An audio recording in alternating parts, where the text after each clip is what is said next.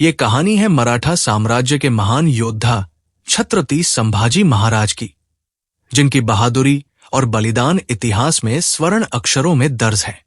संभाजी महाराज का जन्म 14 मई 1657 को हुआ था। वे छत्रपति शिवाजी महाराज के ज्येष्ठ पुत्र थे। बचपन से ही वे अद्भुत प्रतिभा और साहस के प्रतीक थे।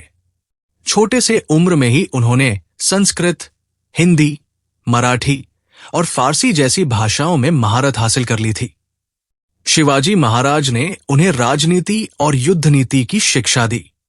बाल्यकाल से ही संभाजी महाराज ने अपने अद्भुत साहस और नेतृत्व क्षमता से सभी को प्रभावित किया।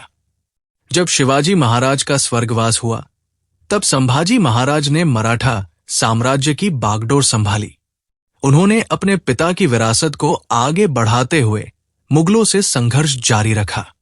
उस समय मुगल सम्राट औरंगजेब ने पूरे भारत पर शासन करने की योजना बनाई थी, लेकिन संभाजी महाराज उनके सामने चट्टान की तरह डटे रहे।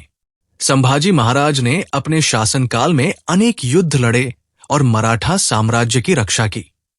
उन्होंने अपने शौर्य और बुद्धिमत्ता से मुगलों के कई आक्रमण विफल कर दिए।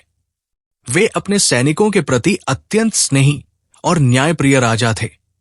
औरंगजेब ने मराठा साम्राज्य को खत्म करने के लिए कई प्रयास किए, लेकिन संभाजी महाराज की वीरता के सामने उसकी चालें विफल रही। उन्होंने मुगलों को कई बार युद्ध में हराया और उनके इरादों को नाकाम किया। संभाजी महाराज का उद्देश्य सिर्फ अपने राज्य की रक्षा करना ही नहीं, बल्कि हिंदू धर्म और संस्कृति की रक्षा करना भी था। औरंगजेब ने कुटिल चालें चली और मराठों के भीतर फूट डालने की कोशिश की, लेकिन संभाजी महाराज की नेतृत्व क्षमता ने उनके हर षड्यंत्र को नाकाम कर दिया। हालांकि एक दिन विश्वासघात के कारण संभाजी महाराज और उनके प्रिय साथी कवि कालश को मुगलों ने पकड़ लिया। जब औरंगजेब को पता चला कि संभाजी महाराज बंदी बना लिए गए हैं, तो उसने उन्हें अपने दरबार में लाने का आदेश दिया। औरंगजेब ने उन्हें इस्लाम धर्म अपनाने का प्रस्ताव दिया, लेकिन संभाजी महाराज ने गर्व और दृढ़ता के साथ इसे ठुकरा दिया। उन्होंने कहा कि वे अपने धर्म और मराठा सम्मान के लिए अपने प्राण भी त्याग सकते हैं, लेकिन धर्म परिवर्तन नहीं करेंगे। औरंगजेब ने संभाजी महाराज को अपमानित करने की कोशिश की। उन्हें लोहे की जंजीरों में बांधकर दरबार में लाया गया, लेकिन मुगलों की यातनाएं भी उनके आत्मसम्मान को नहीं तोड़ सकी।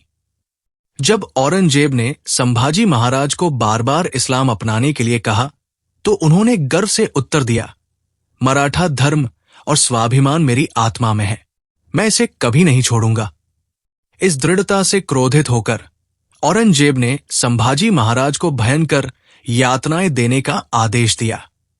कई दिनों तक उन्हें अमानवीय पीड़ा दी गई, लेकिन उन्होंने हार नहीं मानी। अंततः 11 मार्च 1689 को उन्हें यातनाएं देकर वीरति प्रदान की गई। संभाजी महाराज ने अपनी अंतिम सांस तक अपने धर्म और मराठा साम्राज्य की रक्षा की। उनकी शहादत ने मराठा योद्धाओं में एक नया जोश भर दिया। संभाजी महाराज की वीरता और बलिदान मराठा इतिहास का एक गौरवशाली अध्याय है। उनकी मृत्यु के बाद मराठाओं ने औरंगजेब के खिलाफ संघर्ष को और भी तीव्र कर दिया। संभाजी महाराज का बलिदान व्यर्थ नहीं गया। उनकी शहादत ने मराठा साम्राज्य को और मजबूत बना दिया। आज भी संभाजी महाराज को उनके साहस, धर्मनिष्ठा और आत्मसम्मान के लिए याद किया जाता है। उनकी कथा हर भारतीय के हृदय में वीरता की अमर ज्वाला जलाती है।